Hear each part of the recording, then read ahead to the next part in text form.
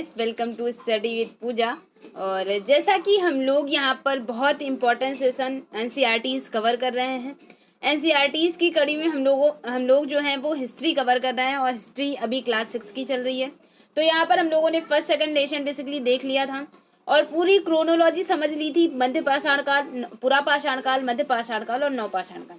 Dear aspirant, अगर आपने अभी तक की इस चैनल को सब्सक्राइब नहीं किया है तो सब्सक्राइब कर दें, बेल आइकन को प्रेस कर दें, जिससे आने वाली वीडियो की नोटिफिकेशन आपको मिल जाएगी। और डेफिनेटली जो कंटिन्यू मेरे साथ जो है बच्चे या मेरे दोस्त जुड़े हुए हैं, उन्हें ये फील हो रहा होगा कि वो अब हिस्ट्री को समझने लगे होंगे एंड एक अच्छी अंडरस्टैंडिंग डेवलप हो रही होगी आपकी, क्योंकि आप यहाँ पर चीज़ों को सीख यानी लर्न नहीं कर रहे हैं, आप यहाँ पर चीज़ों को सीख रहे हैं।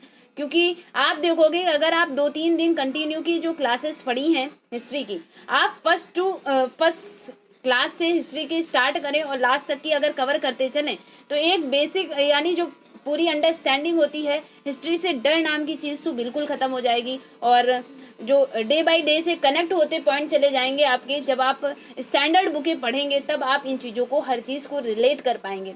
और सीटेड की दृष्टि से तो सीटेड में जो 6 to 8 आनी है सामाजिक विषय के अंतर्गत जो हिस्ट्री, उसको तो आप डेफिनेटली जो 60 नंबर का पार्ट है वो बेसिकली बहुत अच्छे से यहाँ पर क्लियर हो रहा है। तो अगर आपने अभी तक की जो है कवर नहीं किया है तो कवर कर लें। तो जो है इससे पहले की क्लासेस, तो यहाँ पर हम लोग आज बात करने जा रहे हैं नेक्स्ट चैप्टर 3। और चैप्टर 3 है यहाँ पर भोजन संग्रह से उत्पादन तक। तो मैं अगेन कह रही हूँ, अगर आपने क्रोनोलॉजी लाइव क्लास की जो पुरा पाषाण, मध्य पाषाण, नवपाषाण अगर आपने नहीं कवर किया है तो पहले आप देख लें। और यहाँ पर बेसिकली जो 3rd चैप्टर है, क्योंकि हिस्ट्री आपको ये नहीं बताते चल रही है कि ये पुरा पाषाण काल की चीज़ें आप पढ़ रहे हैं, मध्य पाषाण काल की या नवपाषाण काल की। ये जो है यहाँ पर हम लोग जो डिस्कस करते हैं तो यहाँ पर ये चीज़ जो है इंक्लूड करके कि ये चीज़ नवपाषाण काल की हुई। तो यहाँ पर तीसरा चैप्टर जो है वो नवपाषाण काल को बता रहा है। तो यहाँ पर बात की जा रही कि जो मनुष्य था पहले जो है गैदर था, गैदरिंग कर रहा था, उसके बाद हंटिंग कर रहा था, और देन नवपाषाण काल में उसने फसलों को उगाना स्टार्ट कर दिया, यानी कृषि स्टार्ट हो जाती है। तो जब कृषि स्टार्ट हो जाती है तो क्या क्या चेंजमेंट हुए हैं इसके बारे में हम लोग डिस्कस करते चलते हैं।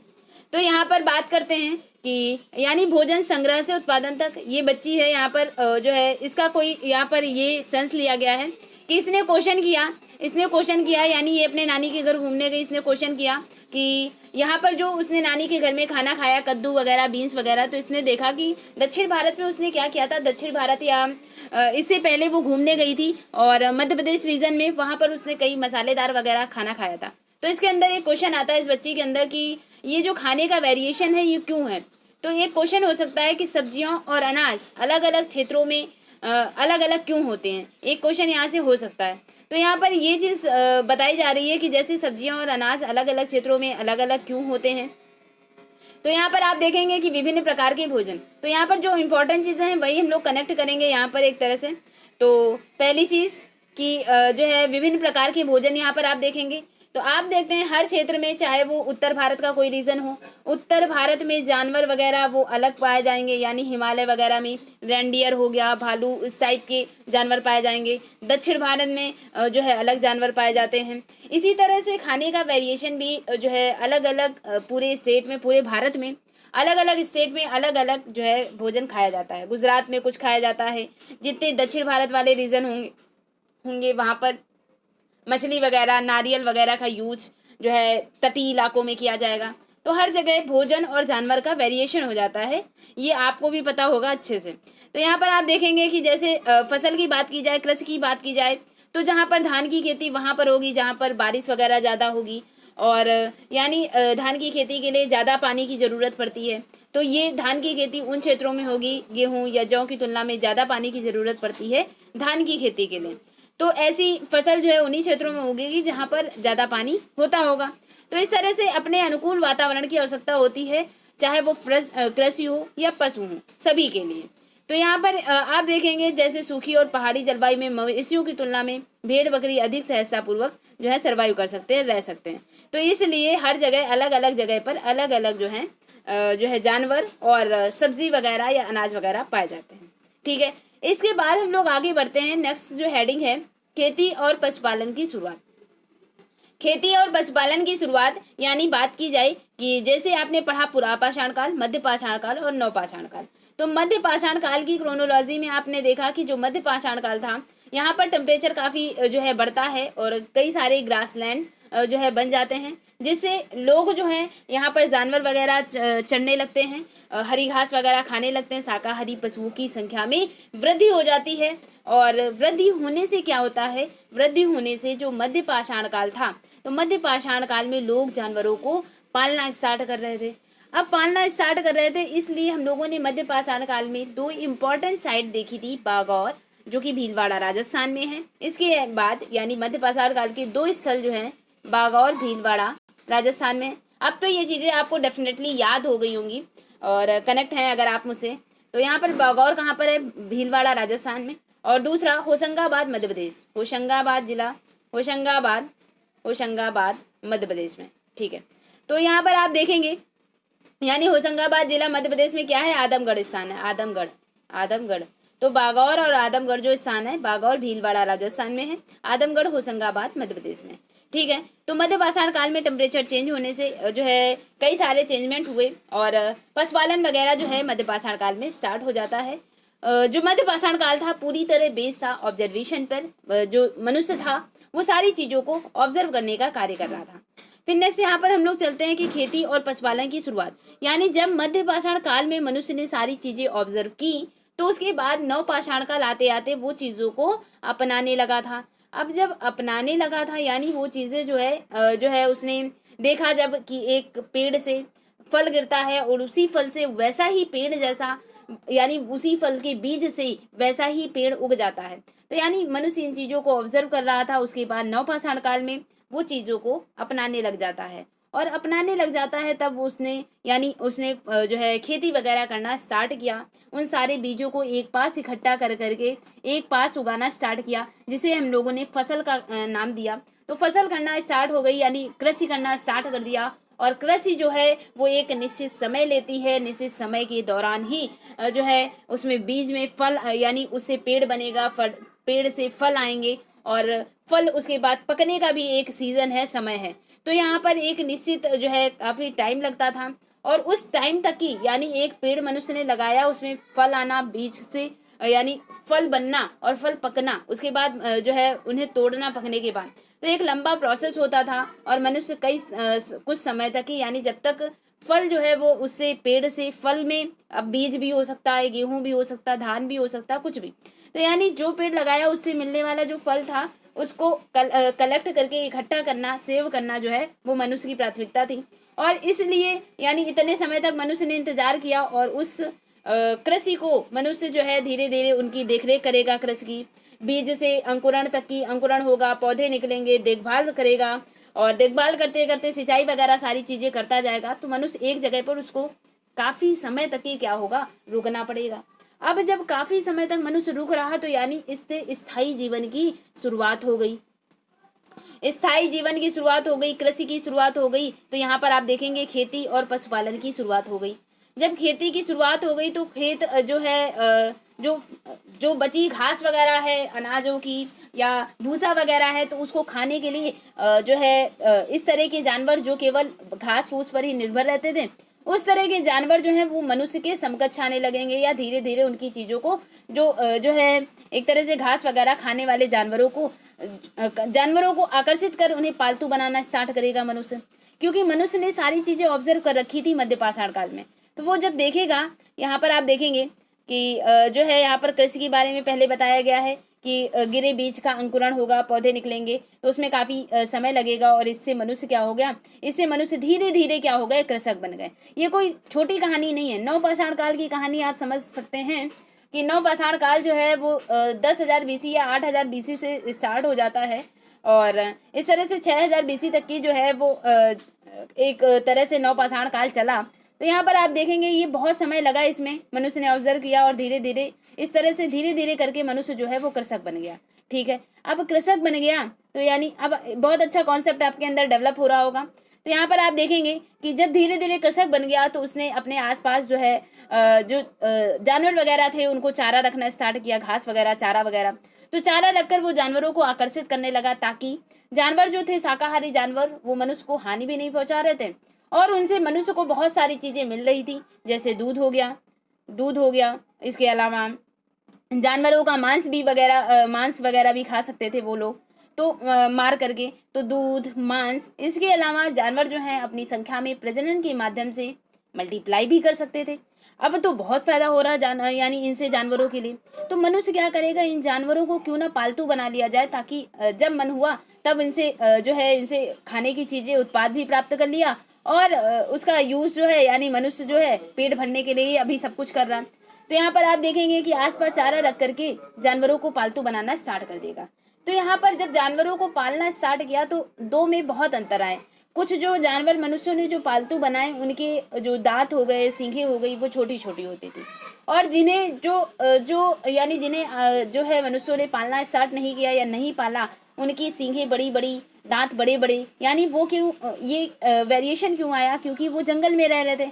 जंगल में उन्हें चीड़ फाड़ करके जो है अपना शिकार हासिल करना उन जानवरों को, तो उन्हें जो है ज़्यादा संघर्ष से यानी जो है किसी भी जानवर को मारना, झपटना, तो उनके नाखून, इसके अलावा जैसे कि दांत वगैरह, ये सारी चीज़ें क्या होंगी, बड़ी होंगी कंपैरेटिवली पालतू जानवरों से। तो इस तरह से जानवरों में भी अंतर आया और मनुष्य ने इस तरह से पालना स्टार्ट कर दिया, उनको चारा वगैरह दे दे करके। ठीक है, ये तो ठीक है, एक जो है एज ए स्टोरी आपके अंदर जो है क्रिएट हो गया कि मनुष्य धीरे धीरे पशुपालक कैसे बन गया और जो है कृषक कैसे बन गया। नेक्स्ट यहाँ पर आप देखेंगे बसने की प्रक्रिया। तो नाम से यहाँ पर डिफाइन कर सकते हैं कि धीरे धीरे मनुष्य जो है वो बस कैसे रहा। बस इस तरह से रहा ताकि मनुष्य ने क्या किया, पहले कृषि स्टार्ट की है और कृषि के बाद उसको जो है कृषि से मिलने वाले अनाज या फल को इकट्ठा करने में काफ़ी समय लग रहा है। इसलिए समय लग रहा है, तो इसलिए धीरे धीरे मनुष्य क्या कर रहा है, उस जगह पर बस जा रहा है। जब मनुष्य उस जगह पर अपना स्थान जो है काफ़ी समय, 2-3 महीने या 4 महीने, 5 महीने तक की एक ही स्थान पर रह रहा है, और इस तरह से केवल एक मनुष्य नहीं है, कई सारे मनुष्य हैं। तो कई सारे मनुष्य हैं, यानी वहाँ पर जो है एक गांव जैसा, समूह जैसा बस जाएगा लोगों का। तो इससे क्या हुआ, यानी मनुष्य ने बसना स्टार्ट कर दिया, बसने से रिलेटेड है, रहना स्टार्ट कर दिया। तो यहाँ पर आप देखेंगे पौधों उगाने, जानवरों की देखभाल करने, बसने की प्रक्रिया का नाम दिया मनुष्य ने, जो एक स्थान पर मनुष्य जो है वो रहने लग रहा है इस चीज़ को। फिर नेक्स्ट आप देखेंगे कि इस तरह से जो है पौधों या जानवरों के लोग जो है जानवरों का लोग चयन करते थे। उदाहरण के तौर पर पौधों और जानवरों का चयन करते जिन्हें बीमार होने की संभावना कम होती, और इसके अलावा पौधों को चुनते थे जिसमें बड़े दाने वाले जो है अनाज पैदा होते थे।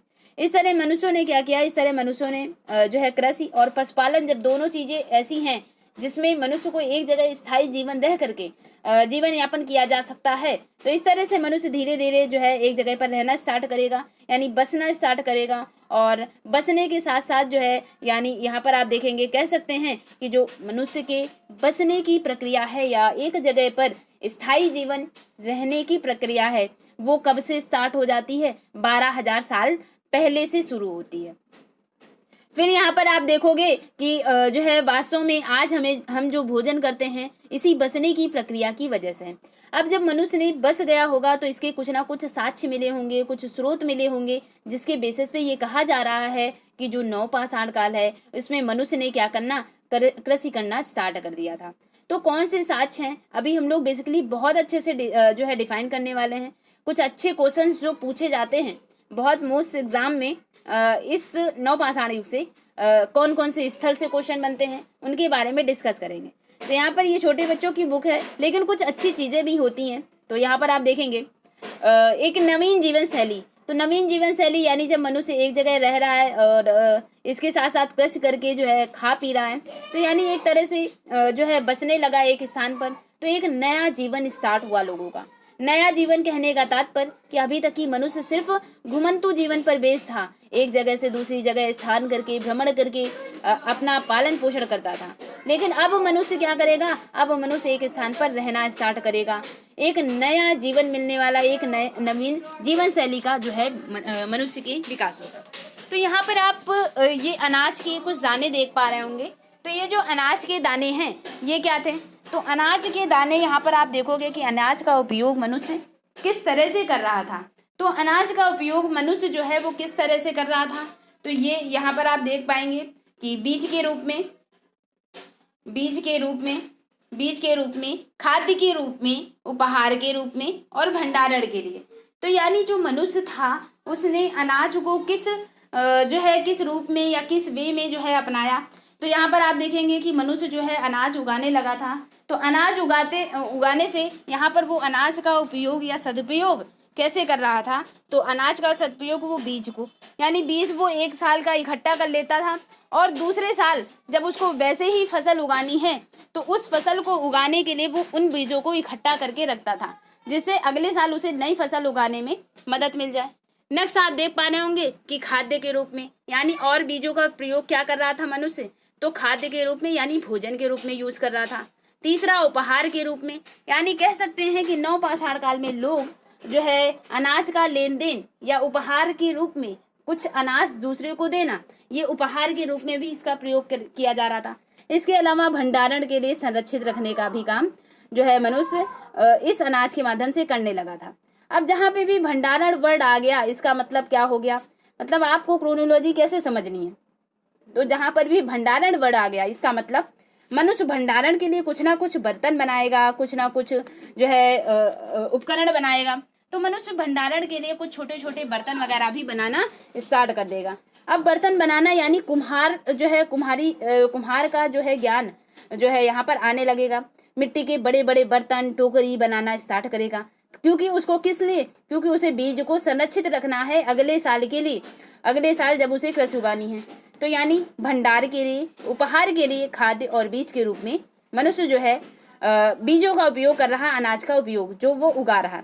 इससे एक नई जीवन जो है, एक नया जीवन लोगों को मिल रहा है, नई जीवन शैली की शुरुआत हो जा रही है।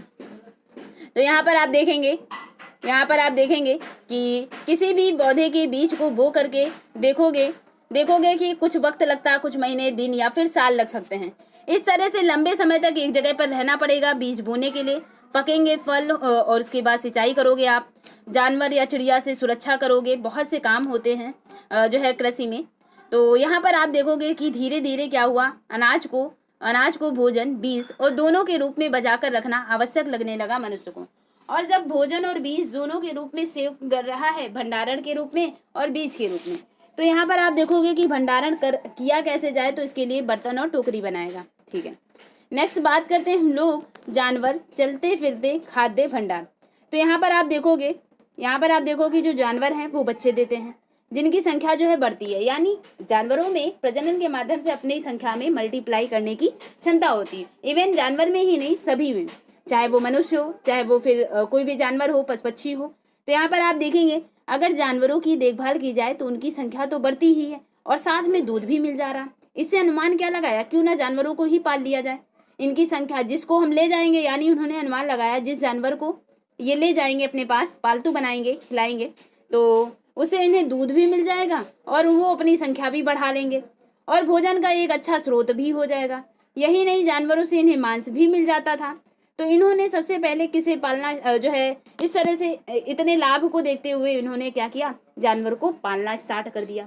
अब जब पालना स्टार्ट कर दिया, यहाँ पर आप देखोगे कि सबसे पहले मनुष्य ने नवपाषाण काल में, या कहा जाए मनुष्य ने किस जानवर को पाला, तो कुत्ते को पाला। अब इसके पीछे आप साइंटिफिक रीजन लगा सकते हैं कि कुत्ते को ही मनुष्य ने सबसे पहले क्यों पाला। गाय भी होती होंगी, भैंस भी, भेड़ भी, बकरी भी, तो सबसे पहले मनुष्य ने कुत्ते को ही क्यों पाला। तो आप जानते हैं कुत्ता जो होता है वो काफ़ी वफादार होता है। और यहाँ पर क्योंकि मनुष्य जो है प्रारंभ में शिकारी वगैरह था, अभी तक की शिकार वगैरह कर रहा था, तो मनुष्य को जंगली जानवरों से काफ़ी खतरा रहता था। जंगल वगैरह में मनुष्य सर्वाइव कर रहा था, तो जंगली जानवरों से बचने के लिए, अपने आप को सेव करने के लिए उसने एक अपना वफादार जानवर चुनना स्टार्ट जो है अच्छा समझा होगा। इस बेसिस पे सबसे पहले मनुष्य ने जो है कुत्ते को पालना स्टार्ट किया होगा। यानी कुत्ता जो है वो सबसे पहला पालतू पशु माना जाता है साक्ष्य की बेसिस पे। तो नेक्स्ट हम लोग डिस्कस करेंगे।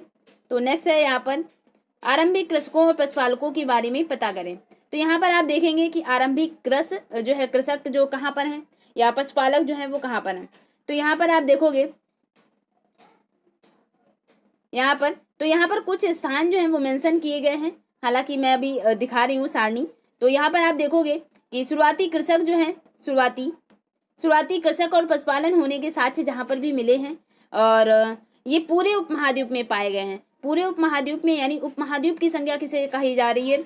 अगर चैप्टर 1 से आप रिलेटेड हैं, कनेक्ट हैं डे बाय डे, तो यहाँ पर आप जानते होंगे भारत को उपमहाद्वीप की संज्ञा दी गई है। तो यहाँ पर आप देखेंगे कि इस भारतीय उपमहाद्वीप में उत्तर, दक्षिण, पूरब, पश्चिम सब जगह, अगर मान लिया मैंने डिस्कस किया कल क्रोनोलॉजी में कि पुरापाषाण के कालीन स्थल कौन से हैं, मध्य पाषाण कालीन स्थल कौन से हैं, और नवपाषाण कालीन, आज हम लोग डिस्कस कर रहे हैं नवपाषाण काल के बारे में।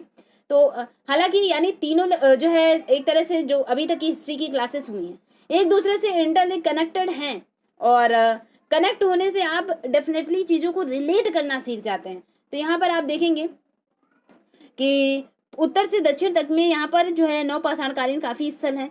तो नवपाषाणकालीन यानी नॉर्थ, साउथ, और इधर हो गया ईस्ट, इधर हो गया वेस्ट, ठीक है। तो यहाँ पर आप देखेंगे कि जो है पश्चिमोत्तर क्षेत्र में, आधुनिक कश्मीर में, पूर्वी और दक्षिण भारत में पाए गए हैं। तो कई सारे नवपाषाणिक स्थल हैं जहाँ पर साक्ष्य मिलते हैं कृषक के, पशुपालक के। तो कई बार क्वेश्चन यूपी पीसीएस में पूछा गया है, मैं अभी बताऊंगी कि कैसे आपको उस क्वेश्चन को जो है एक तरह से हिट करना है, क्योंकि कई बार आया है वो क्वेश्चन। और इसके अलावा जैसे सीटेड हो गया, तो सीटेड में भी जो है इससे कि पुरापाषाणिक स्थल कौन से हैं, कहाँ पर सबसे पहले कृषि के साथ उगाए गए, या बुर्जहोम की क्या खासियत है। 4 पॉइंट 4 क्वेश्चन दे देगा, आपको उसमें मार्क करना होगा कि बुर्जहोम के सापेक्ष में कौन सा कथन जो है सही है, क्योंकि आप जूनियर लेवल का एग्जाम दे रहे हैं 6 to 8 का, और वहाँ पर थोड़ा 6 to 8 की एनसीईआरटी तो आपके लिए पूरे बेस है, जो है नींव है वहाँ पर। तो यहाँ पर आप देखेंगे कि जो है कृषक हो गया या पशुपालक बस्तियाँ जो हैं वो नवपाषाण के बहुत सी जगह जो हैं वहाँ पर इनके साक्ष्य मिलते हैं कृषि और पशुपालक के। तो कौन सी वो जगहें हैं यहाँ पर आप देखेंगे, तो महत्वपूर्ण स्थान यहाँ पर आप देखेंगे कि जैसे गेहूँ, जौ, भेड़, बकरी और मवेशी, इनके साक्ष्य कहाँ से मिले हैं, तो इनके साक्ष्य जो हैं वो मेहरगढ़। और मेहरगढ़ स्थान कहाँ है, आधुनिक पाकिस्तान या बलूचिस्तान में। पाकिस्तान के बलूचिस्तान में जो है मेहरगढ़ स्थान है। तो यानी अगर ये भारत का मैप है, ये यहाँ पर बन नहीं पाएगा एक्चुअली, तो यहाँ पर आप देखेंगे क्योंकि जगह बहुत कम है यहाँ पर। तो यहाँ पर आप देखेंगे कि ये जो अगर भारत का मैप जो है, यानी भारत की मैप में यहाँ पर आप देखेंगे, आप इमेजिन कर सकते हैं, ओके। तो यहाँ पर आप देखेंगे कि यानी यहाँ पर आप देखोगे कि ये वाला जो रीजन है, ये वाले रीजन में क्या होगा, मेहरगढ़ होगा, पाकिस्तान वाला रीजन मेहरगढ़, ठीक है। अभी आप इमेजिन करें, मैं अभी मैप दिखा दूंगी। तो मेहरगढ़ क्या है, आधुनिक पाकिस्तान। यहाँ पर किसके साथ मिल रहे हैं, गेहूँ, जौ, भेड़, बकरी। अब गेहूँ, जौ, भेड़, बकरी के साक्ष्य जो हैं वो कहाँ पर, यानी गेहूँ के मतलब हो गया अनाज के साक्ष्य मिले, भेड़ बकरी का मतलब हो गया कि जानवर के साक्ष्य मिले। तो कृषि और जानवर, कृषक और पशुपालक दोनों के साक्ष्य नवपाषाणिक स्थल में कहाँ से मिल रहे हैं, मेहरगढ़ स्थान से, ठीक है। दूसरी चीज क्या हो गई, तो गेहूँ, जौ, भेड़, बकरी, पालने में जानवरों में भेड़, बकरी, मवेशी वगैरह हो गए। और सबसे पहली चीजें या अनाज में पाला किस जो है, सबसे जो अनाज जो है उगाया या खाया किस जो है किस अनाज को मनुष्य ने, तो गेहूँ और जौ जो है यहाँ पर उगाया जाता है सबसे पहले। तो पाकिस्तान बलूचिस्तान वाले मेहरगढ़ में गेहूँ यानी अनाज हो गया, और इसके अलावा जो है जानवर, इनके साक्ष्य, इनकी हड्डियाँ और इनके साक्ष्य मिले हुए हैं, जिसके बेसिस पे ये कहा गया। नेक्स्ट यहाँ पर बात करते हैं चावल और जानवरों की हड्डियों के टुकड़े कहाँ से, कोल्डी हवा। कोल्डी हवा है यूपी उत्तर प्रदेश में। क्वेश्चन कैसे पूछा जाता है, इसमें आप अपने पास कहीं पे भी जो एनसीईआरटी नोट्स वगैरह बना रहे हैं वहाँ पर आप एक वर्ड लिख दें LMK। LMK क्या है, एल मतलब यहाँ पर आप फुल फॉर्म लिखें इसका, लहुरा देव, और M फॉर यहाँ पर लिखें मेहरगढ़, लहुरा देव, मेहरगढ़, और K फॉर कोल्डी हवा। इस जो है कोड वर्ड को आप नोट कर लें, और उसके बाद आप जो है इसे जो है नवपाषाणिक स्थल से जो भी क्वेश्चन आए हों, आपके पास जो भी बुक हो, अगर जो भी क्वेश्चन आए हों यहाँ पर आप इस ट्रिक को देखें। LMK यानी इसका कहने का तात्पर्य ये है कि अगर आपसे क्वेश्चन पूछा जाता है कि नवपाषाणिक स्थल में सबसे पहले कृषि के साक्ष्य कहाँ मिले, या नवपाषाणिक स्थल में गेहूँ और जौ का सबसे पहले कहाँ उगाया गया, या कुछ भी कृषि से रिलेटेड नवपाषाणिक स्थल में मिले अनाज कहाँ उत्पादन किया गया सबसे पहले, तो इस तरह से कोई भी क्वेश्चन क्रिएट किया जाता है तो वहाँ पर आप प्रियोरिटी देंगे LMK। LMK कहने का मतलब है अगर क्वेश्चन में तीनों ऑप्शन दिए जाते हैं, लहुरा देव यानी वह स्थान जहाँ पर कृषि के सर्वप्रथम साक्ष्य मिले हैं, नवपाषाणिक स्थल वह कौन सा है। आपके पास ऑप्शन है लहुरादेव, मेहरगढ़, कोल्ड हवा एंड एक और कुछ दे दे, या फिर एक दे दे महागढ़ा, या और कोई भी स्थान दे दे। तो यहाँ पर आप क्या प्रायोरिटी दोगे? तो सबसे पहले अगर LM के तीनों ऑप्शन दिए गए हैं, लहुरादेव, मेहरगढ़ और कोल्ड हवा, ये मैं स्टैंडर्ड बुक के बेसिस पे पूरा आपको कनेक्ट करके बता रही हूँ कि यहाँ पर हालांकि शिक्षा NCERT में नहीं है, लेकिन ये क्वेश्चन बहुत फेस करना पड़ता है बच्चों को। तो यहाँ पर इस बेसिस पे मैं जो है बता रही हूँ। तो यहाँ पर आप देखोगे कि LM के आप लिख लो, लहुरादेव कहाँ पर होगा? तो कृषि के साथ सर्वप्रथम मिलते हैं। तीनों ऑप्शन गिवन होने पर आप प्रायोरिटी लहुरादेव को दोगे, और उसके बाद जब लहुरादेव ना दिया गया हो तो आप इसको हिडन कर लें, छुपा लें, और MK आपको दिखाई पड़ रहा होगा। तो यहाँ पर जब MK केवल दिखाई पड़ेगा तो MK में यानी मेहरगढ़ और कोल्ड हवा गिवन हो तो मेहरगढ़ को प्रायोरिटी दे दें। जब मेहरगढ़ भी ना गिवन हो, कोल्ड हवा केवल ऑप्शन में दिया हो और कृषि के साक्ष्य पूछे गए हो 9 पास आड़े क्वेश्चन में, तो कोल्ड हवा आंसर हो जाएगा। लेकिन अगर आपके पास मेहरगढ़ और कोल्ड हवा 2 ऑप्शन दिए गए हैं तो 2 ऑप्शन में से मेहरगढ़ को प्रायोरिटी, यानी स्टार्टिंग फर्स्ट टू लास्ट आपको इसी वे में प्रायोरिटी देनी है। लहुरादेव है तो लहुरादेव को दे फर्स्ट नंबर पे, मेहरगढ़ है तो मेहरगढ़ को, कोल्ड हवा है तो कोल्ड हवा को, और क्रम में तो सबसे पहले L, फिर उसके बाद M, उसके बाद K। अगर तीनों में से एक ही है यानी केवल K है तो K सही हो जाएगा, L है तो L सही हो जाएगा, M है तो M सही हो जाएगा। L for Lahuradev, M for Mehrgarh, K for cold हवा। बहुत अच्छा क्वेश्चन है, आप नोट कर लें और भविष्य में आपको काम आना ही है ये क्वेश्चन, ठीक है। नेक्स्ट क्वेश्चन है यहाँ पर, तो यहाँ पर बात की हमने जैसे साच किसके, यहाँ पर चावल मतलब कह सकते हैं अनाज के साच या चावल के साच कहाँ से? कोल्ड हवा है उत्तर प्रदेश वाला रीजन, तो चावल के साच कहाँ से? कोल्ड हवा से, ठीक है। मेहरगढ़ से गेहूं के साच कहाँ से? मेहरगढ़ से मिले हैं। नेक्स्ट है महागढ़ा। महागढ़ा जो है आधुनिक यूपी में है, तो महागढ़ा से क्या किसके साच मिले हैं? तो चावल और मवेशी, जो यानी मिट्टी पर खुरों के निशान से अनुमान लगाया गया है। तो महागढ़ा और आधुनिक उत्तर प्रदेश से, महागढ़ा के जो है आधुनिक उत्तर प्रदेश में, यहाँ से चावल और मवेशी के साक्ष्य मिले हैं। नेक्स्ट आप देखेंगे गेहूं और दलहन, दलहनी फसलें या गेहूं और दलहन जो है जैसे स्थान जो है कहाँ से मिले हैं? तो गुफ कराल, और गुफ कराल कहाँ पर है? तो जो है कश्मीर वाले रीजन में। इसके अलावा बुरझोम से, बुरझोम से कुत्ते के जो है मानव के साथ कुत्ते के दफनाने का साक्ष्य एक तरह से कहते हैं। या यहाँ पर आप देखेंगे गेहूं और दलहन, कुत्ते, मवेशी, भैंस जो है, बकरी, इनके भैंस, भेड़ और बकरी, इनके साक्ष्य कहाँ से मिले हैं? बुरझोम कश्मीर से। बहुत इंपॉर्टेंट, इसको आप नोट कर लें, स्क्रीनशॉट ले सकते हैं। तो गेहूं, हरे चने, जौ, भैंस और बेल, बैल जो है ये कहाँ से? चिरांद, और चिरांद कहाँ पर रीजन है? बिहार में। तो यहाँ से गेहूं है, हरे चने हैं, जौ, भैंस और बैल के साक्ष्य मिले। इसके अलावा हल्लूर कहाँ पर है? तो हल्लूर आंध्र प्रदेश में है। ये साइड्स बहुत इंपॉर्टेंट हो जाती हैं, तो हल्लूर आंध्र प्रदेश और पय्यमपल्ली भी आंध्र प्रदेश में है। तो ये दक्षिण के 2 रीजन हल्लूर और पय्यमपल्ली। इसके अलावा पुरापाषाणिक स्थल थे वो कुल्लून थे, कुल्लूर गुफा और हुसगी थे। यहाँ पर ये 9 पाषाणिक स्थल हैं, हल्लूर और पय्यमपल्ली। तो हल्लूर में ज्वार बाजरा, मवेशी, भेड़, बकरी और सुअर के साथ। इसके अलावा पय्यमपल्ली जो है वो आंध्र प्रदेश वाले रीजन में, यहाँ से काला चना, ज्वार बाजरा, मवेशी, भेड़ और सुअर के साक्ष्य मिले हैं। तो यहाँ पर आप देखेंगे ये 6 क्लास की NCERT में इतनी चीज़ें जो हैं वो गिवन है 9 पास आड़े क्वेश्चन में। ये इसका आप स्क्रीनशॉट ले सकते हैं। तो यहाँ से मैं स्टार्टिंग दिखा देती हूँ और ये इसको मैं मैप से डिस्कस कर देती हूँ। तो यहाँ पर आप देखेंगे लोकेशन जानना आपको बहुत ज़रूरी हो जाता है। तो बुरझोम कहाँ पर है? बुरझोम जो है वो कश्मीर वाले रीजन में है। और इसके अलावा यहाँ पर आप देखेंगे तो बुरझोम कश्मीर में, यहाँ से किस चीज़ के साक्ष्य मिले थे? यहाँ से जो है गेहूँ हो गया, और दलहन के साक्ष्य, गेहूँ, दलहन, इसके साथ कुत्ते हो गए, और मवेशी के साक्ष्य जो हैं वो कहाँ से मिले हैं? बुरझोम वाले स्थल से। तो बुरझोम जम्मू कश्मीर। इसके अलावा मेहरगढ़, मेहरगढ़ कहाँ पर है? आधुनिक पाकिस्तान बलूचिस्तान स्थान पर, तो पाकिस्तान के बलूचिस्तान में। तो यहाँ पर मेहरगढ़ से गेहूँ, जौ, भेड़, बकरी के साक्ष्य मिले हैं। और नेक्स्ट आप देखेंगे स्थान, तो यहाँ पर स्थान यानी मेहरगढ़ कहाँ पर है? पाकिस्तान बलूचिस्तान में। नेक्स्ट कोल्ड हवा, यहाँ पर आप देखेंगे तो कोल्ड हवा जो है वो यूपी में है। कोल्ड हवा कहाँ पर है? यूपी में है। और इसके अलावा महागढ़ा जो है ये भी कहाँ पर है? ये यूपी में है। ये दोनों स्थान कोल्ड हवा और महागढ़ा। तो कोल्ड हवा से चावल और जानवर की हड्डी, और यहाँ से भी चावल, यानी यहाँ से चावल, दोनों जगहों से इन चावल, कोल्ड हवा और महागढ़ा से चावल हो गया। और इसके अलावा कोल्ड हवा से जानवर की हड्डी के टुकड़े, और यहाँ से भी मिट्टी या पैर जो है जानवर की पैरों के निशान मिले हैं महागढ़ा से। नेक्स्ट हम लोग डिस्कस करते हैं जैसे चिरांद। तो चिरांद कहाँ पर है? तो मैप में आप देख लें ये बिहार में है।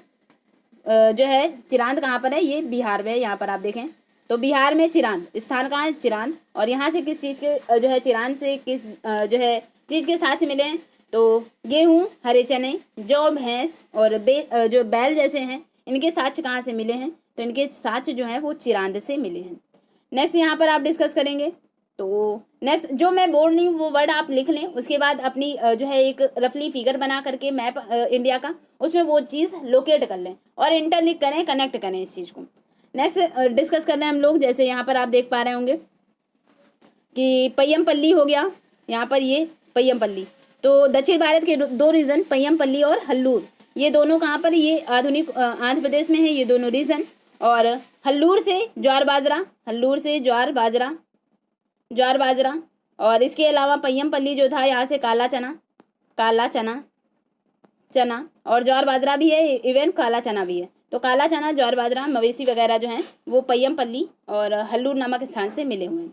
तो आई होप ये इंपॉर्टेंट साइट थी। इसके अलावा जैसे जम्मू कश्मीर में गुफ कराल भी है, तो बुर्ज होम और गुफ कराल ये दोनों रीजन जो हैं वो बुर्ज होम और गुफ कराल, गुफ कराल ये कश्मीर वाले रीजन में है। ठीक है, तो ये मैप के थ्रू आपने देख लिया। उसके बाद नेक्स्ट हम लोग डिस्कस करते हैं। यहाँ पर सबसे इम्पोर्टेंट साइट जो है बुर्ज होम हो जाती है, जहाँ से बहुत क्वेश्चन पूछे जाते हैं। तो बुर्ज होम में जैसे मैंने कल क्रोनोलॉजी में डिस्कस किया कि ये जो बुर्ज होम वाला स्थान था कश्मीर का, यहाँ पर लोग गर्तावास यानी जो है गर्तावास में घर बनाकर रहते थे। वर्तमान कश्मीर में है बुर्ज होम। तो लोग गड्ढों के नीचे जो है, गड्ढे के नीचे घर बना करके रहते थे, जिन्हें गर्तावास कहा जाता था। इसमें उतरने के लिए सीढ़ियाँ बनी होती थी, और ये सीढ़ियाँ इसलिए ये लोग गर्तावास में रहते थे ताकि इन्हें ठंड के मौसम में सुरक्षा मिलती रहे, क्योंकि स्थान कहाँ है, कश्मीर का, और कश्मीर में काफ़ी ठंडी पड़ती है। तो इसलिए लोग गड्ढों में घर बनाकर रहते थे ताकि इन्हें ठंड से बचाव महसूस हो। और जो भी पुरातत्वविद थे, ज्ञाता थे, इन्होंने झोपड़ियों के अंदर और बाहर दोनों ही स्थानों पर जो है आग जलाने की जगह भी मिलती हैं। तो इसलिए ये इंपॉर्टेंट साइट हो जाती है बुर्ज होम। गर्तावास के साक्ष्य कहाँ से मिले हैं, बुर्ज होम से। नेक्स्ट यहाँ पर आप देखेंगे तो नेक्स्ट है, यहाँ पर आप देखेंगे गर्तावास का चित्र बनाएं। तो गर्तावास का चित्र बनाने के लिए आप क्या करेंगे, इस तरह से, और उसके बाद ये उतरने के लिए सीढ़ियाँ इस तरह से बना सकते हैं। ये गर्तावास को रिप्रेजेंट कर रहा। नेक्स्ट यहाँ पर आप देखेंगे कि बहुत सारी जगहों से पत्थर के औजार मिले हैं। तो आपने पढ़ा कि पाषाण एज जो है, पाषाण काल, इसमें पुरा पाषाण, मध्य पाषाण और नवपाषाण काल, तीनों में ही स्टोन यानी पत्थर की प्रियोरिटी है। तो नवपाषाण कालीन जो है पत्थर के औजार जो हैं वो काफ़ी जो भिन्न है पुरा पाषाण कालीन औजारों से। तो यहाँ पर आप देखेंगे कि जो भी नवपाषाण युग है, नवपाषाण युग में जो पत्थर मिले हैं वो काफ़ी पैने हैं और उन पर पॉलिश चढ़ाई गई है। तो अधिक धार और अधिक पैना करने के लिए उन पर क्या चढ़ाई जाती थी, पत्थरों पर पॉलिश चढ़ाई जाती थी। इसके अलावा कुछ पाषाणकालीन जो है पत्थर जो मिले हैं, जैसे ओखली हो गया, मूसल हो गया, इनका प्रयोग आज भी किया जा रहा है किसी चीज़ को कूटने में, पीटने में, पीसने में। तो ओखली और मूसल का प्रयोग आज भी आपके घरों में किया जाता होगा। तो यहाँ पर आप देखेंगे ये नवपाषाणकालीन कुछ पत्थर दिखाए गए हैं जिन पर जो है पॉलिश की हुई दर्शाई जाती है कि पॉलिश की हुई है। तो ये नवपाषाणकालीन, यहाँ पर आप देखेंगे कि ये पत्थर जो पॉलिश किए हुए आपको दिख रहे हैं। तो जैसे तो ये जो पत्थर है ये किस तरह से भिन्न है, जो है एक तरह से ये पत्थर किस तरह से भिन्न है जो पुरा पाषाणकालीन जो पत्थर होते थे उनसे।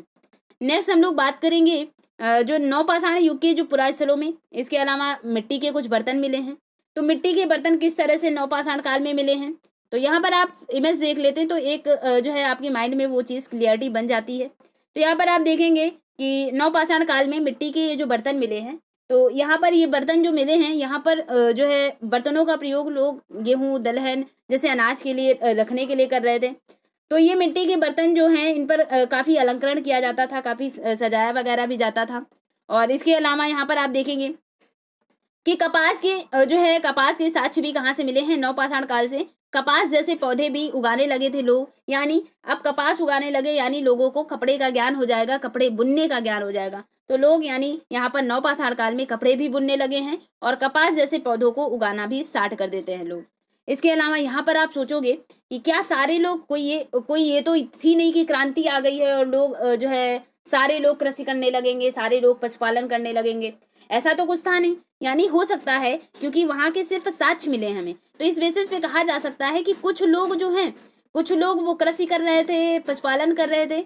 इसके अलावा कुछ लोग ऐसे भी होंगे जो अभी भी घुमंतु जीवन व्यतीत कर रहे हों, कुछ लोग ऐसे होंगे जो यानी जो कृषि और पशुपालन नहीं हो रहे होंगे या कृषि और पशुपालन समूह में रहते होंगे, वो जो है अलग अलग मौसम के मुताबिक जो है अपना जीवन बदल बदल करके जीविका चला रहे हो। तो यहाँ पर यही बात बताई गई है कि हो सकता है, यानी यहाँ पर आप देखेंगे कि जो है कई जगहों पर स्त्री पुरुष जो है वो शिकार और भोजन संग्रह के काम करते थे। तो कई लोग यहीं पर धीरे धीरे खेती और पशुपालन को अपना लिया होगा। यानी जरूरी तो है नहीं कि सबने वही चीज जीविका चलाने के लिए यूज कर ली हो, सबके अलग अलग साधन थे। तो जो कुछ थे इनमें से कुछ जो है यानी स्थायी जीवन पर रहने लगे हैं, और कुछ जो है जनजातियां वगैरह भी थी जो अभी भी पिछड़ी थी। यानी अगर करंट में देखें आप, अंडमान निकोबार द्वीप समूह, यानी इतना डेवलपमेंट होने के बाद भी अंडमान निकोबार द्वीप समूह में कई सारी जो है जातियां हैं, जनजातियां हैं, कई सारी जनजातियां हैं। कहाँ पर? अंडमान निकोबार द्वीप समूह में। तो अंडमान निकोबार द्वीप समूह में कई सारी अभी भी जनजातियां हैं, तो वो हमारे कल्चर से क्यों नहीं मेल कर पाती हैं? इसका मतलब है कि प्राचीन काल में भी ऐसा ही कुछ होगा। हर जगह मतलब सारे लोग समान नहीं होंगे। तो यहाँ पर आप देखेंगे पुरातत्वविद बहुत स्पष्ट रूप से कुछ नहीं कह पाते हैं, और विद्वानों ने ऐसे किसानों का अध्ययन किया, इनमें से प्रायः कृषक और पशुपालन समूह में रहते थे, जिन्हें जनजाति कहते हैं। यानी यहाँ पर पाया गया कि कुछ जनजाति लोग भी रहते थे। विद्वानों ने क्या पाया कि ये कुछ लोग जो थे, जो रीति रिवाजों को मानते थे, संभवतः जो पहले से ही प्रचलित थे। यानी जो रूढ़िवादी लोग होते हैं उनके लिए अपना कल्चर ही सब कुछ होता है। अब अंडमान निकोबार द्वीप समूह में सभी को जाना मना होता है। क्यों? क्योंकि वो लोग दूसरे को देख ही नहीं पाएंगे, आपको मारकर खा जाएंगे। क्यों? क्योंकि उनका परिवेश ही ऐसा है कि जंगलों में जो भी जानवर हैं सबको देख मार पीट कर खा जाना, वो ऐसी उनकी संस्कृति बनी हुई है, और उस संस्कृति को ये लोग बदलना नहीं चाहते हैं। तो इस तरह से यहाँ पर जो जनजातियां हैं वो संस्कृति को, अपने पूर्वजों की जो रीति रिवाज हैं उनको काफी रूढ़िबद्धता के साथ मानते चले जाते हैं। तो यहाँ पर जनजाति के बारे में संक्षिप्त टिप्पणी दी गई है। तो यहाँ पर आप देखेंगे कि जनजाति किसे कहते हैं। तो यहाँ पर आप देखेंगे कि प्रायः जनजाति के लोग छोटी छोटी बस्तियों में रहते हैं। ज्यादातर परिवार एक दूसरे से क्या होते हैं? संबंधित होते हैं, और इस तरह से कई परिवारों के समूह मिलकर के एक जनजाति का निर्माण कर देते हैं। यानी उस समूह में किसी को भी आप नुकसान पहुंचाते पूरी जनजाति के, तो वो पूरे सारे लोग आपको मार देंगे यहाँ पर। तो यहाँ पर आप देखेंगे इसे जनजाति वगैरह कहते हैं। तो एकजुटता होती है उनमें पूरी, और एक ही समूह के क्योंकि होते हैं। तो यहाँ पर आप देखेंगे कि जनजाति के सदस्य शिकार, भोजन संग्रह, खेती, पशुपालन, जो है मछली पकड़ने जैसे पेशे अपनाते हैं। इस तरह से अपना भरण पोषण करते हैं, शिकार करके, पशुपालन वगैरह करके। इसके अलावा महिलाएं खेती का सारा काम करती हैं, जमीन तैयार करने, बीज बोने, पौधे का देखभाल करने जैसे जानवरों को दूर भगाते हैं। तो इस तरह से आप देखोगे कि सारी जनजातियां मार नहीं देती, हालांकि कुछ लोग जो है कस वगैरह कर रहे हैं, वो तो खूंखार जनजाति है कि किस बेसिस की जो है किस तरह से जनजाति है, वो उन पर डिपेंड करता है, उनके कल्चर और संस्कृति पर। इसके अलावा यहाँ पर आप देखेंगे कि इसके अलावा ये कई सारे काम करते हैं, जैसे जानवरों को चराना, पुरुष और आमतौर पर पशुओं की बेड़े झुंडों को चराते हैं। इसके अलावा जो दोनों मिलकर स्त्री और पुरुष जो हैं वो कई सारे काम, जैसे छोटे छोटे टोकरियाँ बनाना, औजार, झोपड़ी वगैरह बनाने का काम साथ साथ करते हैं। और इसके अलावा यानी इनमें गाना, नाच, घरों की सजावट भी इनकी जिंदगी का एक अहम हिस्सा होता था। ये तो हुई जनजाति की विशेषता, ठीक है। इसके अलावा यहाँ पर आप देखेंगे कि यहीं पर जो जनजातियों में एक जो प्रमुख होता उन्हीं का नेता हो जाता व्यक्तियों में से। यानी वो जो नेता होता है वो कोई अनुभव व्यक्ति होगा, अनुभवी व्यक्ति, वृद्ध व्यक्ति, नौजवान योद्धा या फिर पुरोहित हो सकते थे। इसके अलावा यहाँ पर आप देखेंगे कि जो वयस्क महिलाएं थी उनको भी ज्ञान और अनुभव के लिए विशेष सम्मान जो है दिया जाता था। सांस्कृतिक जो परंपराएं हैं वो काफी इसमें विशिष्ट होती हैं, काफी मानी जाती हैं जनजातियों में। इसके अलावा यहाँ पर आप देखोगे कि इनके अपने इष्ट देव होते हैं, अपने देवी देवता होते हैं इनके। इसके अलावा जमीन यानी जंगल जमीन यही इनकी जायदाद है, यही इनकी पूरी संपत्ति है, पूरा कुनबा इसी में रहता है। तो यहाँ पर आप देखेंगे कि जिनका उपयोग सभी एक साथ करते हैं, यानी जो जंगल की संपत्ति है वो इनकी संपत्ति मानी जाती है जनजातियों की, और उनपे ही यानी एक साथ उसमें रहकर सर्वाइव करते हैं। कोई खास अंतर नहीं होता है किसी भी जो है एक व्यक्ति से दूसरे व्यक्ति में, या एक समाज से दूसरे उनके में, उन जनजातियों में। तो ये तो हो गई जनजाति की विशेषता। नेक्स्ट, जैसे मैंने बताया यहाँ पर, जैसे मैंने बुरझोम की विशेषता बताई, वैसे यहाँ पर एक जो इम्पोर्टेंट साइट जो मेहरगढ़ थी। तो मेहरगढ़ जो बलूचिस्तान पाकिस्तान वाला रीजन था, तो यहाँ पर आप देखोगे कि मेहरगढ़ में किस तरह के साक्ष्य मिले हैं, और काफ़ी इम्पोर्टेंट साइट है ये मेहरगढ़।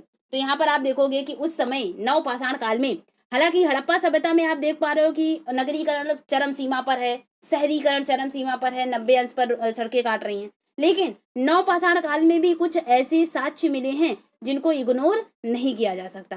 कहने का मतलब है कि नवपाषाण काल में भी अभी आप देखोगे कि जो ये मेहरगढ़ वाला साइट है, इस मेहरगढ़ वाली साइट में जो है 4 कमरे टाइप में जो है घर मिला है। इसके अलावा जो है 4 भागों में बटा हुआ और पक्की ईंटों से सजावट की हुई, पक्की ईंटों से बना हुआ।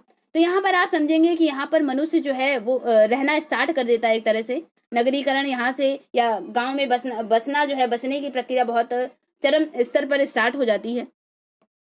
तो यहाँ पर आप देखेंगे मेहरगढ़, तो मेहरगढ़ को ढूंढो। मेहरगढ़ जो है इमेजिनेशन कर सकते हैं, बलूचिस्तान पाकिस्तान वाला रीजन। तो यहाँ पर आप देखेंगे ईरान जाने वाले सबसे महत्वपूर्ण रास्ते बोलन दर्रे के पास है मेहरगढ़ स्थान, ठीक है। हरा भरा समतल स्थान है। इसके अलावा मेहरगढ़ में क्या हो जाता है, जैसे स्त्री पुरुष हैं, इस इलाके में सबसे पहले जो है जौ और गेहूं को जो है उगाना स्टार्ट किया गया। तो जैसे आपने सुलेमान और किरथर 2 श्रेणियां देखी थी फर्स्ट क्लास में, और यानी यहाँ पर जो सैंधव सभ्यता या सुलेमान और किरथर, यहाँ पर 2 स्थान थे जहाँ पर गेहूं और जौ सबसे पहले उपज किया गया। उसी कड़ी में यहाँ पर जो स्थान है इसी के पास मेहरगढ़ बलूचिस्तान वाला, यहाँ पर कह सकते हैं कि जौ और गेहूं उगाना सबसे पहले स्टार्ट किया गया है। जानवर वगैरह पालने स्टार्ट हो जाते हैं। नेक्स्ट आप यहाँ देखेंगे ये खुदाई जो है, यानी यहाँ पर खुदाई में सबसे पहले स्तरों से पुरातत्वविदों को विभिन्न प्रकार के जानवरों की हड्डियां मिली। कहने का तात्पर्य जो मेहरगढ़ साइट है, अब मेहरगढ़ साइट में किस तरह से जो है इमारतें वगैरह या जो भी जो जमीन वगैरह मिली है, तो किस रूप में मिली है, कई स्तर में मिले हैं। यानी अगर पुरातत्वविद जो है, पुरातत्ववेत्ता इस जगह की खुदाई करते हैं, कहाँ की, मेहरगढ़ की, तो मेहरगढ़ की जब खुदाई करते हैं तो कई स्तर मिले हैं। कहने का तात्पर्य पहला स्तर, फिर दूसरा स्तर, फिर तीसरा स्तर, फिर चौथा स्तर। इस तरह से जो मिट्टी यानी जम गई होगी। कहने का तात्पर्य सबसे पहले जो निचला स्तर है, निचला स्तर, अभी मैं इस चीज का भी साक्ष्य दिखाऊंगी। यानी अब यहाँ पर कोई मिट्टी है और पहली लेयर ये जमी होगी, दूसरी ये जमी होगी, तीसरी ये जमी होगी और चौथी ये जो ऊपर वाली है टॉप अप की। तो यहाँ पर आप देखेंगे जो निचला स्तर है, यहाँ पर किस चीज के साक्ष्य मिले हैं, जानवर की हड्डियां मिली हैं, जानवर की हड्डियां मिली हैं, ठीक है। निचले स्तर से किसकी, जानवर की हड्डियां मिली। फिर उसके बाद ये जानवर कौन से थे, ये जानवर जो थे वो हिरन और सुअर जैसे जंगली जानवर थे। हिरन और सुअर जैसे जंगली जानवरों की हड्डियां मिली हैं निचले स्तर से। और किसके निचले स्तर से, मेहरगढ़ में जो निचला स्तर था।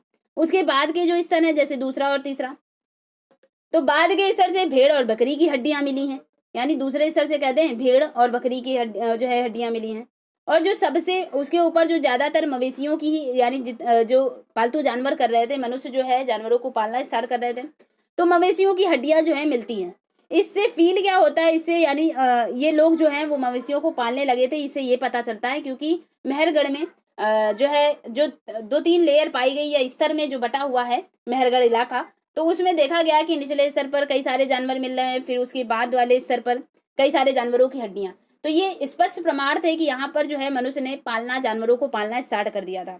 इसके अलावा यहाँ पर आप देखेंगे मेहरगढ़ में ही इसके अलावा चौकोर और आयताकार घरों के अवशेष मिले हैं मेहरगढ़ से। अभी मैं फिगर दिखा रही हूँ। तो यहाँ पर आप देखोगे कि प्रत्येक घर में 4 और उससे ज्यादा कमरे हैं, जिनमें से कुछ संभवतः भंडारण के काम आते होंगे। तो ये कहाँ की विशेषता बताई जा रही है, ये मेहरगढ़ की विशेषता। और जैसे मैंने बताया मिट्टी में जो स्तर होते हैं, स्तर कैसे होते हैं ये देखिए, यहाँ पर आप देख पा रहे होंगे कि ये पहला स्तर है। अब पहला स्तर सबसे पहले हो गया होगा। यानी अगर आप किसी डिब्बे में मिट्टी भर लें, अब ये डिब्बा आपको दे दिया जाए, एक छोटा सा डिब्बा, ये आप समझ लें भूमि है। अब भूमि में आपने मिट्टी डाली तो ये सबसे पहली लेयर जमी होगी। उसके बाद थोड़ी मिट्टी सूख गई, उसके बाद दूसरी लेयर आप डाल दें, उसके बाद तीसरी लेयर डाल दें। कहने का तात्पर्य सबसे पहली लेयर जो सबसे पहले डाला होगा वो सबसे नीचे स्तर पर वो लेयर होगी। तो यहाँ से जो सबसे निचला स्तर है, यहाँ से जानवर की हड्डियां और सुअर और हिरन और सुअर जैसे जंगली जानवरों की हड्डियां मिली मेहरगढ़ से। जो दूसरा स्तर था, यहाँ से भेड़ बकरियों के जो है हड्डियां मिली हैं। इसके अलावा ऊपर के जो स्तर हैं, यहाँ से भी मवेशियों के साक्ष्य मिले हैं। तो कह सकते हैं कि यहाँ पर जो है मनुष्यों ने जानवरों को पालना स्टार्ट किया था। तो ये यहाँ पर दर्शाया गया है कि पहले और बाद के स्तर किसे कहेंगे। तो सबसे पहला स्तर ये है चौथा, और सबसे बाद का स्तर पहला वाला ये है यहाँ पर, ठीक है। नेक्स्ट यहाँ पर आप देखेंगे कि जैसे बताया गया कि मेहरगढ़ में चौकोर और आयताकार घर के अवशेष मिलते हैं। तो ये यहाँ पर दर्शाने का प्रयास किया गया, चौकोर और आयताकार जो ये घर हैं ये मेहरगढ़ को विशेषता को दर्शा रहे हैं। तो यहाँ पर आप देखेंगे, यहाँ पर जो कब्रें होती थी, यहाँ पर जो है एक तरह से कह दें मेहरगढ़ की ये घर का चित्र है, यहाँ पर लिखा भी हुआ है। तो यहाँ पर आप देखेंगे कि मेहरगढ़ के घर का चित्र है, और मेहरगढ़ के घर शायद ऐसे दिखते थे जैसे तुम घर में रहते हो। तो यानी जिस तरह से यहाँ पर आप जो है यहाँ पर कह सकते हैं कि हड़प्पा सभ्यता से पहले भी यहाँ पर काफी कुछ डेवलपमेंट हो चुका था। फिर नेक्स्ट यहाँ पर बात आती है, यहाँ पर एक जो है यहाँ पर मेहरगढ़ में एक कब्र दिखाई गई है और कब्र का साक्ष्य में ये दर्शाने का प्रयास किया गया है कि मानव कंकाल के साथ जो है, ये मानव का कंकाल ये पड़ा हुआ है, इस मानव कंकाल के साथ जो है वो बकरी का कंकाल की जो पहचान है कि बकरी को भी दफना दिया गया है। तो ऐसा लोगों का मानना था कि जो कब्र है, तो कब्र में एक मृतक के साथ जो बकरी के दफनाने का जो साक्ष्य मिला है, इससे संभवतः यानी ये अनुमान लगाया जाता था कि जब मनुष्य परलोक चला जाता है तो परलोक में जाने पर भी उसके साथ कुछ ना कुछ खाने की चीजें रख दी जाएं, जिससे वो वहां पर जाकर के जो है सरवाइव कर पाए। तो परलोक में खाने के लिए इस बकरी को दफना दिया गया है ताकि जो है मनुष्य वहां पर परलोक में जाकर के भोजन उसको मिल जाए। बस ये मिथ थे उस टाइम के। तो फिर नेक्स्ट यहाँ पर बहुत ये आर्ट एंड कल्चर की भी दृष्टि से बहुत इंपॉर्टेंट हो जाता है। जैसे यहाँ पर दाऊजली हेडिंग यहाँ पर आप देख पा रहे हैं। तो दाऊजली हेडिंग जैसे कि मैप में जो ब्रह्मपुत्र वाला रीजन था, ब्रह्मपुत्र की घाटी में, तो यहाँ पर ये दाऊजली हेडिंग, यहाँ पर ये जो भारत का मैप था, ये नेपाल वाला रीजन, फिर ये कश्मीर जो है ये सिक्किम वाला रीजन, उसके बाद यहाँ पर आप देखेंगे ये यहाँ पर ये बंगाल की खाड़ी मान लिया। तो यहाँ बंगाल की खाड़ी में यहाँ पर आपने देखा था ये यहाँ पर क्या था, यहाँ पर दाऊजली हेडिंग था, जो कि जो है एक तरह से मणिपुर वाले रीजन में, मणिपुर मेघालय वाले रीजन में दाऊजली हेडिंग। तो दाऊजली हेडिंग की क्या विशेषता है, तो जो दाऊजली हेडिंग है ये पूरा स्थल चीन और म्यांमार की ओर जाने वाले रास्ते में ब्रह्मपुत्र घाटी की एक पहाड़ी पर है। आपको 4 स्टेटमेंट ढूंढना होगा, उसमें दाऊजली हेडिंग की विशेषता बतानी होगी। तो यहाँ पर आप देखेंगे दाऊजली हेडिंग जो है वो जो है पूरा स्थल चीन और म्यांमार की ओर जाने वाले रास्ते में ब्रह्मपुत्र घाटी में एक पहाड़ी पर है। और यहाँ पर खरल और मूसल जैसे पत्थर के औजार मिले हैं, उपकरण मिले हैं। कहाँ से, दाऊजली हेडिंग से। खरल और मूसल क्या होते हैं, जो आप पीटने के लिए या कुटने के लिए यूज करते हैं। इसके अलावा भोजन के जो है यहाँ लोग जो है वो भोजन के लिए अनाज उगाते थे। जेडाइट पत्थर कहाँ से मिला है, दाऊजली हेडिंग से। और खरल और मूसल के पत्थर के उपकरण कहाँ से मिले हैं, दाऊजली हेडिंग से। कास्थास्म जिसे अति प्राचीन लकड़ी जो कि जो है काफी समय बाद जो है कठोर हो जाती पत्थर जैसी, इस कास्थास्म लकड़ी के औजार और बर्तन मिले हैं कहाँ से, दाऊजली हेडिंग से। ये इतनी इंपॉर्टेंस है इस दाऊजली हेडिंग की। कहाँ पर है, तो ब्रह्मपुत्र की घाटी में और एक पहाड़ी पर है, यानी जो म्यांमार और जो है म्यांमार जाने वाला जो रास्ता है, यहाँ पर ब्रह्मपुत्र की घाटी में ये दाऊजली हेडिंग जो है सिचुएटेड है। तो दाऊजली हेडिंग इसकी इंपॉर्टेंट आप जान लें और इसमें महत्वपूर्ण पॉइंट यहाँ पर लिख लें। खरल मूसल, जेडाइट पत्थर यहाँ से मिला है और कास्थास्म के औजार और बर्तन यहाँ से मिले हैं। नेक्स्ट यहाँ पर अन्यत्र में यहाँ पर आप देखेंगे एनसीईआरटी की विशेषता कि जो एनसीईआरटी बुक में अन्यत्र मतलब उस समय विश्व में क्या चल रहा है वैश्विक स्तर पर। तो यहाँ पर आप देखेंगे एटलस में तुर्की को ढूंढने को बताया गया है। तो यहाँ पर तुर्की जैसे जो स्थान है एटलस में, यहाँ पर उस समय वैश्विक स्तर पर क्या हो रहा था, तो तुर्की जैसे रीजन में यहाँ पर आप देखेंगे कि लाल सागर हो गया, भूमध्य सागर और लाल सागर। तो भूमध्य सागर की सीपियाँ या लाल सागर की कौड़ियाँ, तो ये स्थान थे, यहाँ पर ये चीजें जो है पाई जा रही थी। चकमक पत्थर हो गया जो कि सीरिया से लाया गया चकमक पत्थर था, लाल सागर की कौड़ियाँ और भूमध्य सागर की ये जो सीपियाँ यहाँ पर आप देखेंगे ये कई जो है यानी ये दूर दराज के स्थानों से कई चीजें जो है लाई जाती थी। और उन स्थानों में से यानी वैश्विक स्तर पर हम कहाँ से चीजें जो हैं आयात होने लगी थी चीजें, तो यहाँ से सीरिया से चकमक पत्थर, लाल सागर से कौड़ियाँ, भूमध्य सागर से सीपियाँ। और इसके अलावा समय तक जो है पहिए वाले वाहन का विकास जो है नहीं हुआ था। यानी कहने का तात्पर्य यहाँ पर ये दर्शा रहे हैं कि उस समय तक यहाँ पर पहिए वाले जो भी वाहन थे उनका विकास नहीं हुआ था। लोग सामान जो है वो खुद जानवरों की पीठ पर लाद कर ले जाया करते थे। तो इस तरह से ये वैश्विक स्तर के परिप्रेक्ष्य की बात हो गई कि कहाँ से मनुष्य जो है क्या क्या चीजें आयात कर रहा था। यानी अगर हमारा माइंड यहाँ पर क्या चलेगा, हमारा माइंड या हम लोग यहाँ पर क्या निष्कर्ष निकाल सकते हैं, हम लोग ये निष्कर्ष निकाल सकते हैं कि यानी मनुष्य जो है यात्रा कर रहा है और एक देश से दूसरे देश भी यात्रा करना स्टार्ट कर देता है। इसका मतलब उस टाइम ड्यूरेशन में मतलब मनुष्य इन चीजों से परिचित हो चुका था, भूमध्य सागर, लाल सागर और कहाँ से क्या चीजें मिल सकती हैं।